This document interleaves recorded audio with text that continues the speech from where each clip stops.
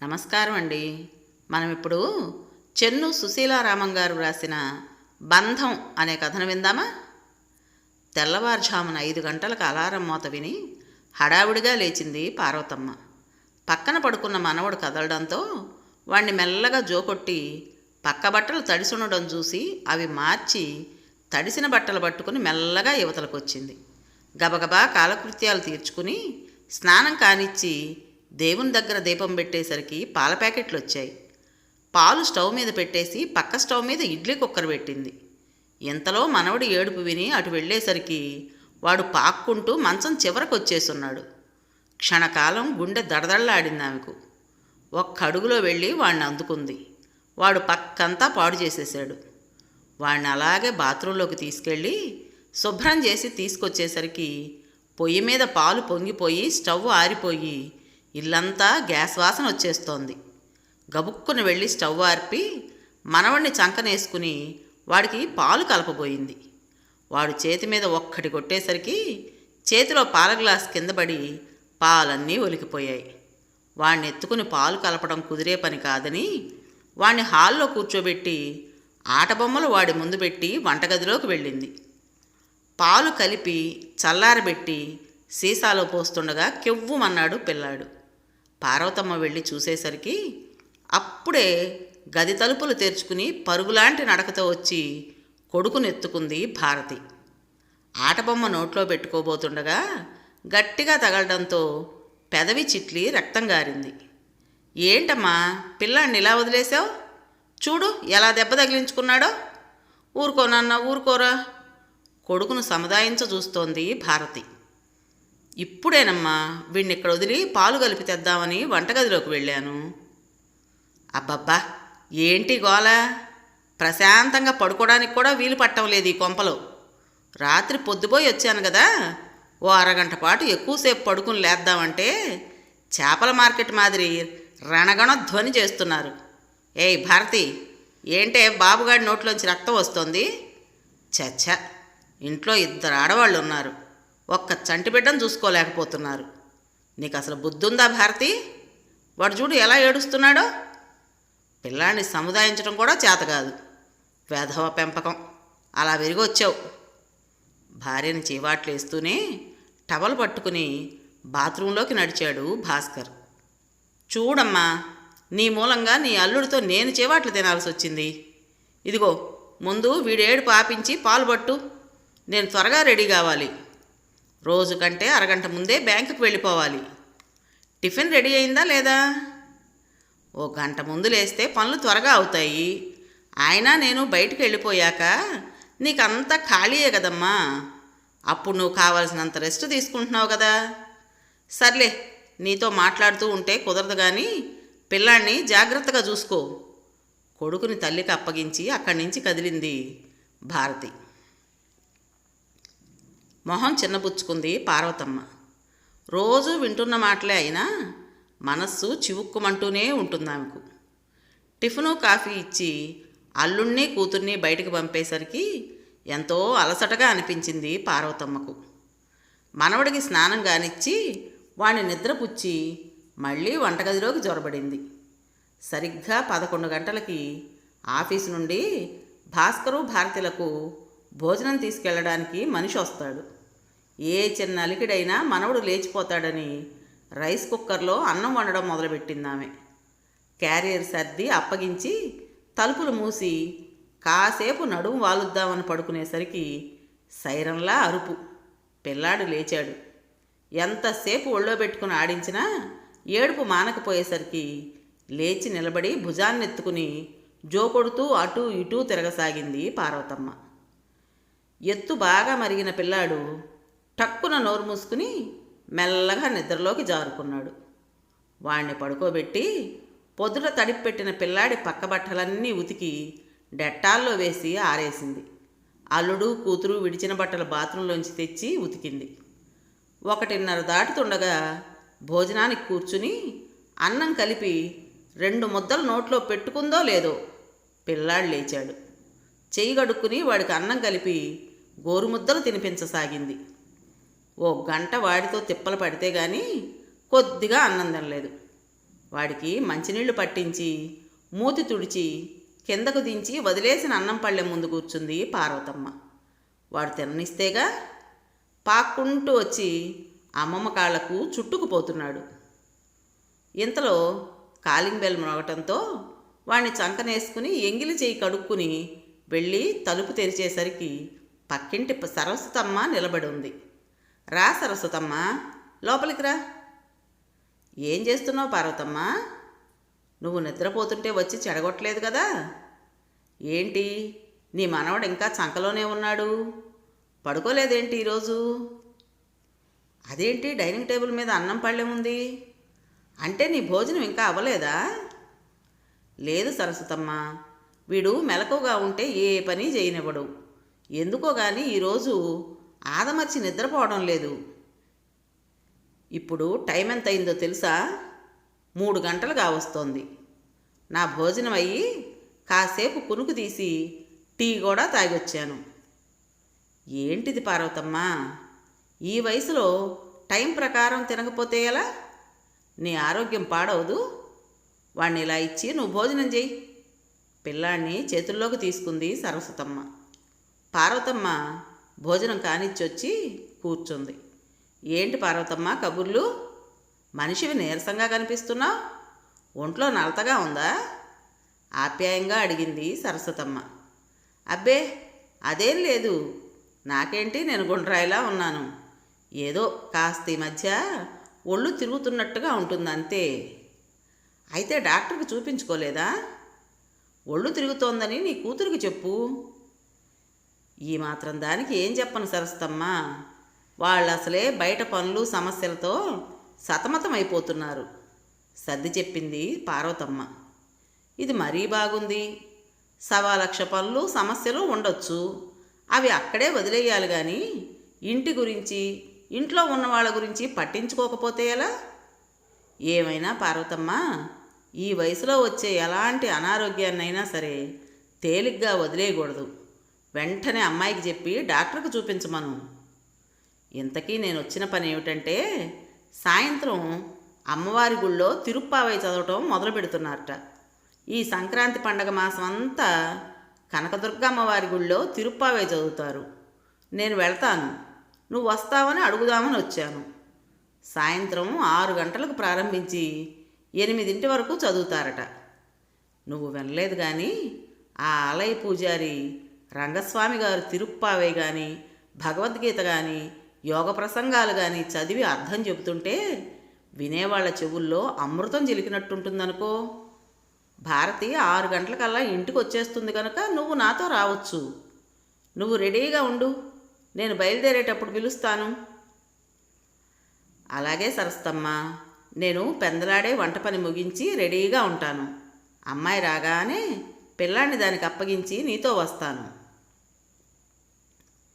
అమ్మాయి భారతి, తిరుప్పావై వినడానికి సరస్వతమ్మ అమ్మవారి గుడికి వెళ్తుందిట. తనతో నేను వెళ్ళొస్తానే. వంట చేసేశాను. నేను వచ్చేదాకా నువ్వు కాస్త పిల్లాన్ని చూసుకుంటే సరిపోతుంది.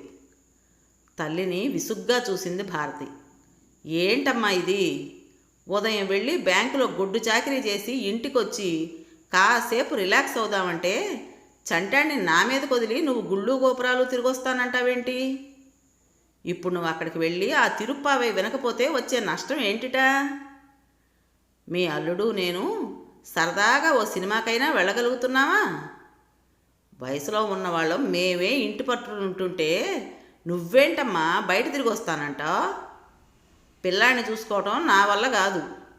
అంతగా అయితే వీడిని నీతో తీసుకుపోయి ఇష్టం వచ్చినట్టు తిరిగిరా. నిష్కర్షగా చెప్పిన కూతురి మాటలకు పార్వతమ్మ మనస్సు చివుక్కుమంది. మనసు చంపుకుని సరస్వతమ్మతో రానని చెప్పేసింది. ఆ రోజు రాత్రంతా పిల్లాడికి మోషన్స్ పట్టుకున్నాయి. వాడితో పార్వతమ్మకు కంటి మీద కునుకు లేకుండా పోయింది. తెల్లారేసరికి మనిషి బాగా నీరసపడిపోయి కళ్ళు తిరిగి పడిపోయింది. వీధి చివరన ఉన్న డాక్టర్ని పిలుచుకొచ్చాడు అల్లుడు భాస్కర్. పార్వతమ్మకు బీపీ చెక్ చేసిన డాక్టర్ భారతిని గట్టిగా చేవాట్లేశాడు. ఏంటమ్మా ఇది? ఇంత బీపీ ఉన్న మనిషి ఇలా తిరుగుతుందంటే నాకు ఆశ్చర్యంగా ఉంది. ఇంతవరకు బీపీకి ఎలాంటి మందులు వాడలేదంటున్నారు. ఎందుకని? ఈ వయసులో రెగ్యులర్గా చెకప్ చేయిస్తూ మందులు వాడాలని తెలియదా? ఎప్పుడూ మా అమ్మకు ఎలాంటి అనారోగ్యం లేదు డాక్టర్. రాత్రంతా మా అబ్బాయికి మోషన్స్ అవుతుండడం వల్ల నిద్ర లేక ఇలా నసుగుతూ చెప్పింది భారతి. ఏమ్మా, పగలంతా ఎంత పని చేయించుకున్నా రాత్రిళ్ళు ముసలాళ్లను వాడుకోకూడదమ్మా. వాళ్ళకి కంటి నిండా నిద్ర ఉండాలి. ఈవిడ చాలా వీక్గా ఉన్నారు. బలానికి మందులు రాసిస్తాను. ఎట్టి పరిస్థితుల్లోనూ బీపీకి నేను రాసిచ్చిన మాత్రలు జాగ్రత్తగా రెగ్యులర్గా వాడాలి. ఈవిడ్ని మంచం దిగకుండా కొంతకాలం జాగ్రత్తగా చూసుకోండి. పార్వతమ్మకి ఇంజెక్షన్ ఇచ్చి మందులు రాసిచ్చి వెళ్ళిపోయాడు డాక్టర్. తల్లి మంచాన పడటంతో భారతికి అంతా అయోమయంగా అగమ్యగోచరంగా ఉంది. ఇప్పుడు ఎలాగండి? వంట పని పిల్లాన్ని చూసుకోవడం నా వల్ల కాదు. అయితే నన్నేం చేయమంటావా? నీ తిప్పలేవో నువ్వు బడు. నువ్వు నాకు వండి పెట్టినట్టే కానీ నేను బయట తినొస్తాలే. భాస్కరు బయటకు వెళ్ళిపోయాడు. ఆ రోజు ఇంట్లో ఉండి ఇంట్లో పని పిల్లాన్ని చూసుకునేసరికి భారతికి తల ప్రాణం తోపుకొచ్చినట్టయింది. ఆ రాత్రి భర్తతో కలిసి ఆలోచించింది. ఏమండి, ఇంట్లో పని పిల్లాన్ని చూసుకునేటట్టు ఎవరైనా పని పిల్లను పెట్టుకుందామండి. ఇంకా మా అమ్మ వంట పని ఇంటి పని చేస్తూ మన బాబుని చూసుకోలేదనిపిస్తోంది. ఏమంటారు? నేనేమంటాను? అయినా అనడానికేముంది? రోజంతా ఇంటి దగ్గర ఉండే పని మనిషిని పెట్టుకోవాలంటే కనీసం నెలకి 1000 రూపాయలు జీతం ఇవ్వాలి. ఓ పక్కన మీ అమ్మని ఇంట్లో ఉంచుకుని పోషిస్తున్నాం. ఇద్దరు మనుషుల్ని పోషించడం అంటే మాటలు అనుకుంటున్నావా? ఇద్దరం ఉద్యోగాలు చేసుకుంటున్నాం గనక ఈ ఫ్లాట్ కొనుక్కోగలిగాం. దాని గురించి మన శాలరీలో ఎంతో కట్ అయిపోతోంది. ఇది తీరిపోగానే కారు కొనుక్కుందాం అనుకుంటే ఇప్పుడు నెలకు 1000 రూపాయలు అదనంగా ఖర్చు చూపిస్తున్నావు. సరే, ఏం చేస్తాం? కర్మ తప్పుతుందా?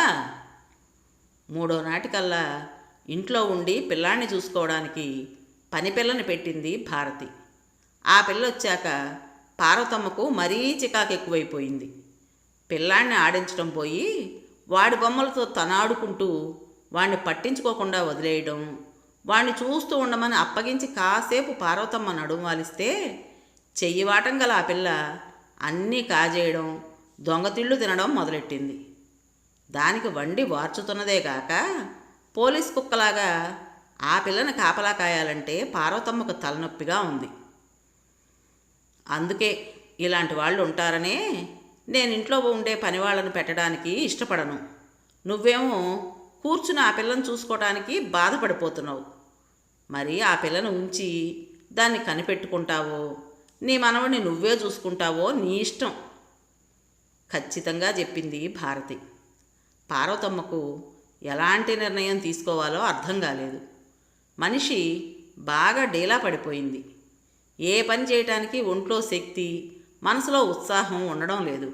అలాగని విశ్రాంతిగా ఉండడానికి మార్గం కనిపించడం లేదు.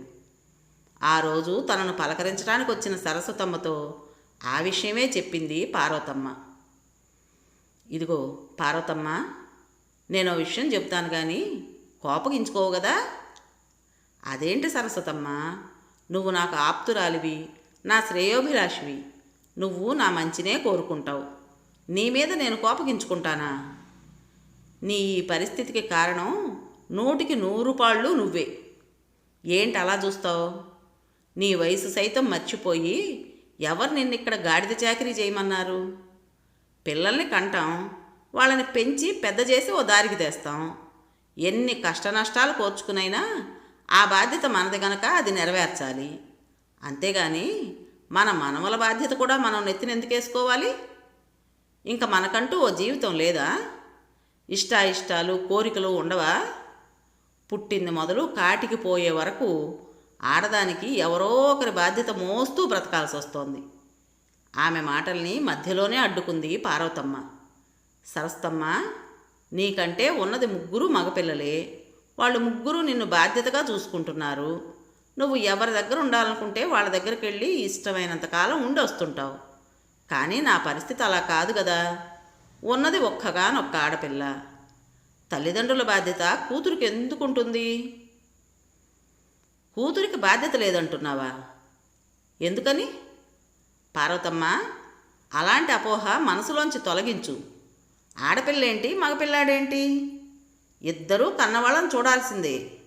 ఈ కాలంలో ఆడ మగ అన్న తేడా లేకుండా పెంచడం లేదు. నీ కూతురికి ఏం తక్కువ చేసావు నువ్వు? పిల్ల చిన్నతనంలో తండ్రిని పోగొట్టుకుంటే తల్లి తండ్రి నువ్వే అయ్యి బాధ్యతగా పెంచుకురాలేదా? మంచి చదువు చెప్పించి బ్యాంక్ ఆఫీసర్ని చేయలేదు?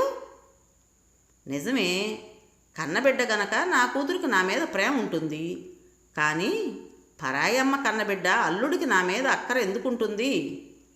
అతను మంచివాడు కాబట్టే కదా నేను వాళ్ళ దగ్గర ఉండగలుగుతున్నాను.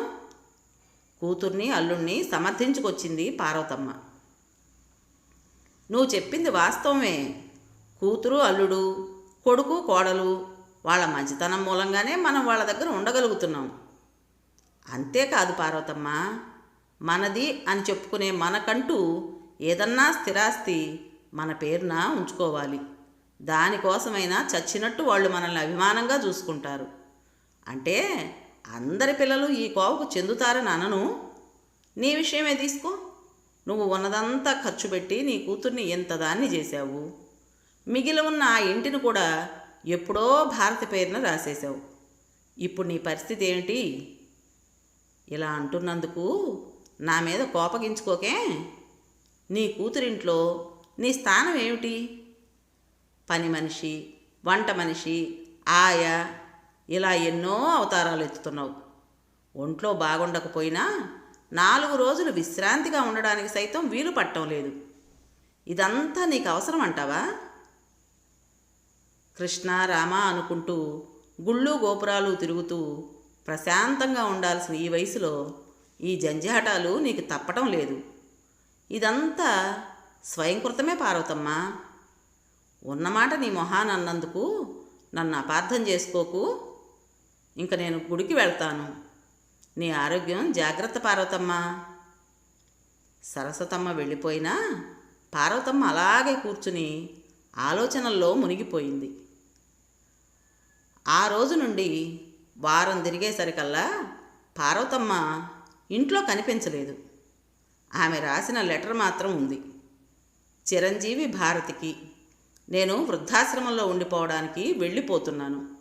నన్ను తిరిగి ఇంటికి రప్పించడానికి మీరు ఎలాంటి ప్రయత్నాలు చేయవద్దు. మానసికంగా శారీరకంగా ఎంతో అలసిపోయి ఉన్నాను నేను. ఇప్పుడు నాకు ఎలాంటి బంధాలు అనుబంధాలు లేవు. ఎట్టి పరిస్థితుల్లోనూ నేను ఇంటికి రాను. నాలాంటి వాళ్ళను అక్కున చేర్చుకోవడానికి ప్రభుత్వం ఏర్పాటు చేసిన వృద్ధాశ్రమాలు ఉన్నాయి. నా శేష జీవితం ప్రశాంతంగా అక్కడ గడిపేస్తాను. ఇంతకాలం నన్ను పోషించినందుకు నీకు భాస్కర్కి నా ధన్యవాదాలు. ఇట్లు పార్వతమ్మ. విన్నారు కదండి. మరి ఈ కథ మీకు నచ్చిందా? నచ్చినట్టయితే లైక్ చేసి మరో నలుగురికి షేర్ చేయండి. అలాగే ఈ కథ పైన మీ విలువైన అభిప్రాయాన్ని కామెంట్ బాక్స్లో తప్పకుండా తెలియజేస్తారు కదూ. మరి ఇంత మంచి కథను మనకు అందించిన సుశీలా రామం గారికి మనందరి తరపున మనస్ఫూర్తిగా ధన్యవాదాలు తెలుపుకుంటూ, ఇటువంటి మంచి మంచి కథల కోసం కొత్త వాళ్ళు మన ఛానల్ని తప్పకుండా సబ్స్క్రైబ్ చేసుకోండి. రేపు మరో మంచి కథతో మీ ముందుకు వస్తాను. అప్పటి వరకు ఉంటానండి.